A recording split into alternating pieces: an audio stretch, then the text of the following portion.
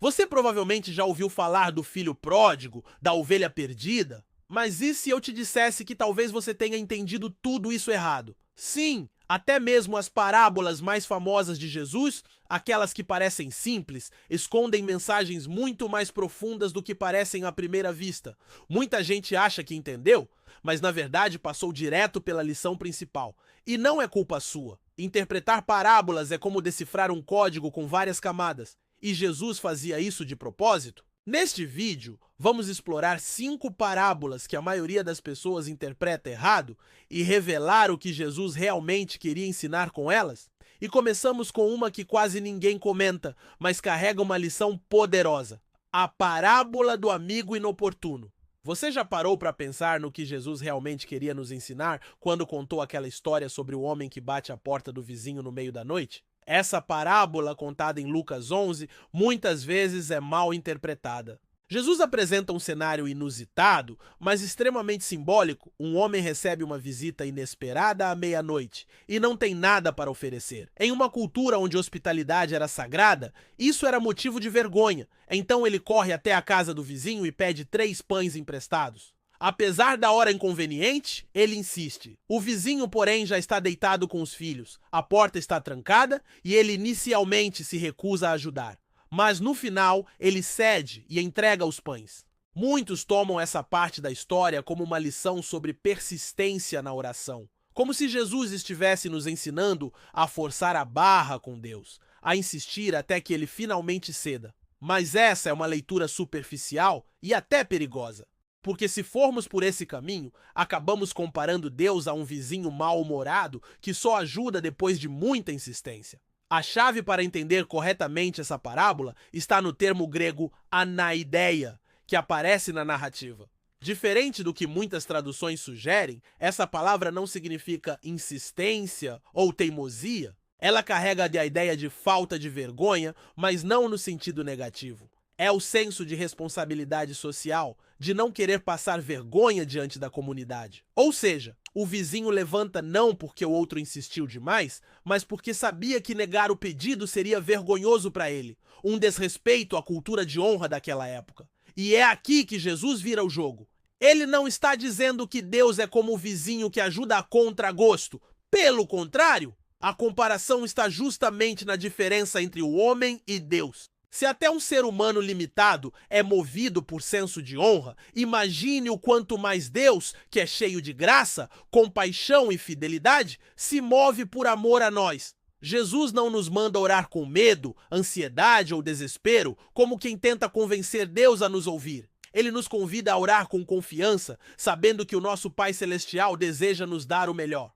Portanto, essa parábola é um convite à confiança. Um lembrete de que Deus não está distante nem relutante em nos abençoar.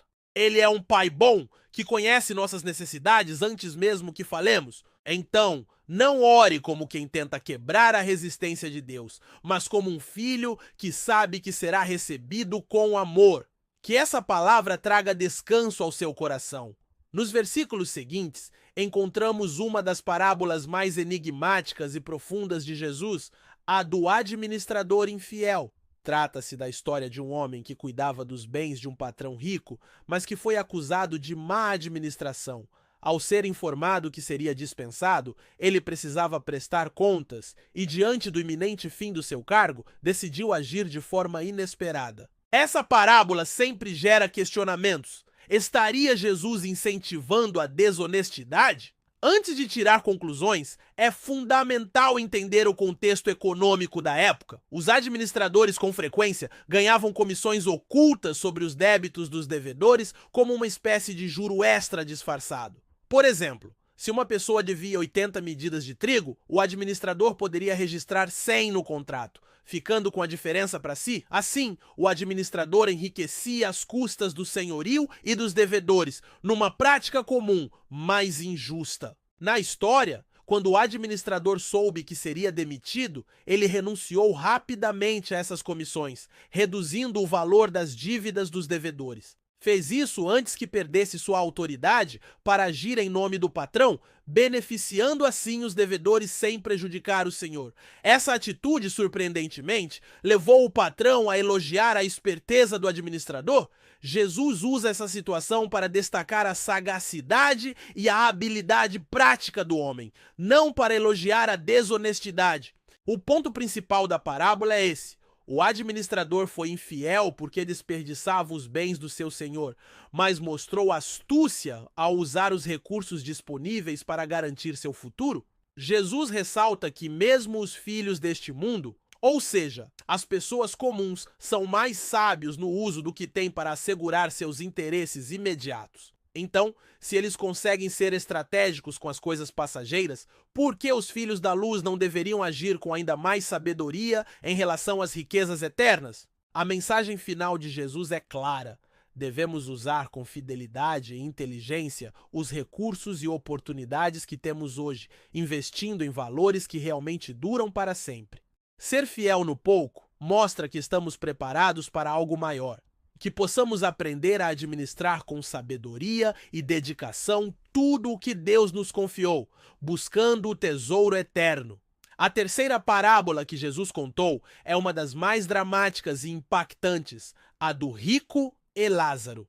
Nela, Jesus apresenta dois homens com destinos totalmente opostos. De um lado, o rico, que vive em meio a luxo, banquetes suntuosos e roupas finas. Do outro, Lázaro, um mendigo doente, coberto de feridas, que repousa à porta do rico, esperando apenas as migalhas que caem da mesa. Essa cena revela um contraste social e espiritual profundo. Ao morrerem, os destinos se invertem. Lázaro é levado pelos anjos ao seio de Abraão, um lugar de conforto e paz, enquanto o rico acorda atormentado em chamas, clamando por socorro no inferno. Ele suplica por um simples alívio, uma gota d'água, mas um grande abismo o separa de Lázaro. O rico pede para que Lázaro vá servi-lo, mas o pedido é negado.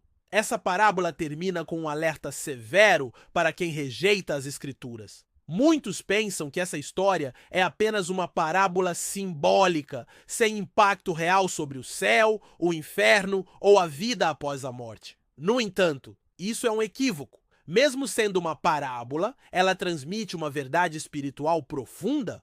Parábolas são usadas para revelar realidades espirituais por meio de histórias comuns. Curiosamente, Jesus nomeia o mendigo Lázaro, o que não ocorre em outras parábolas, indicando um possível caso real ou uma forte base espiritual.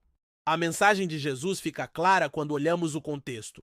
Poucos versículos antes, ele afirma que não se pode servir a Deus e ao dinheiro. Os fariseus, conhecidos por sua avareza, zombaram dele. Como resposta, Jesus conta essa história. O rico simboliza a fé vazia e hipócrita, que valoriza o luxo e despreza os necessitados. A parábola não é só sobre esmolas, mas uma denúncia da falsa religiosidade e do amor ao dinheiro mais que a Deus. Portanto, a parábola do rico e Lázaro é um alerta direto e urgente. Jesus mostra que o inferno é uma realidade consciente e irreversível para aqueles que vivem na avareza e egoísmo, ignorando o próximo e rejeitando Deus. Essa é uma chamada para refletirmos sobre nossas prioridades e a forma como vivemos a fé, incentivando a verdadeira justiça e compaixão para com os mais vulneráveis. Entramos agora em uma parábola que, à primeira vista, parece simples e até fofa, mas é profundamente mal interpretada. A parábola da ovelha perdida. Jesus nos conta sobre um pastor que tinha 100 ovelhas, mas uma delas se perdeu. Deixando as outras 99 no deserto, ele parte para resgatar a perdida, mostrando um amor e cuidado excepcionais. Naquele tempo, perder uma ovelha era motivo de vergonha para o pastor, sinal de descuido e falha. Buscar a ovelha perdida significava enfrentar riscos físicos e sociais ao sair sozinho pelo deserto. Mesmo assim, o pastor não hesita. Quando encontra o animal, coloca-o nos ombros, pois ela costuma ficar paralisada de medo, incapaz de andar. Ao retornar, ele não guarda essa vitória para si, convida vizinhos e amigos para uma festa em celebração ao resgate daquela ovelha. Uma atitude que quebra o senso comum, pois ele celebra não pelas 99 ovelhas seguras, mas por uma única recuperada, mostrando a profunda alegria de Deus por cada perdido que é salvo.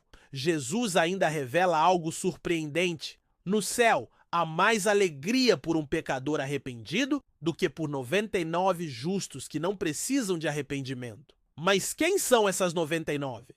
Não são apenas os salvos na igreja, mas uma ironia aos fariseus e mestres da lei que se acham justos, mas na verdade estão perdidos espiritualmente. Essas 99 ovelhas estão seguras, porém, assim como no deserto, estão perdidas em outro sentido. Elas ignoram sua real condição e não reconhecem a necessidade de arrependimento. A verdadeira perdição é não saber que se está perdido. Jesus nos chama para refletir e buscar o arrependimento genuíno com humildade e fé. Chegamos a uma das parábolas mais conhecidas e, surpreendentemente, uma das mais mal interpretadas. A do filho pródigo. O foco quase sempre está no filho mais novo, que pede a herança, sai de casa, vive na desordem, perde tudo e volta arrependido, sendo recebido com alegria pelo pai. A lição parece ser só sobre perdão.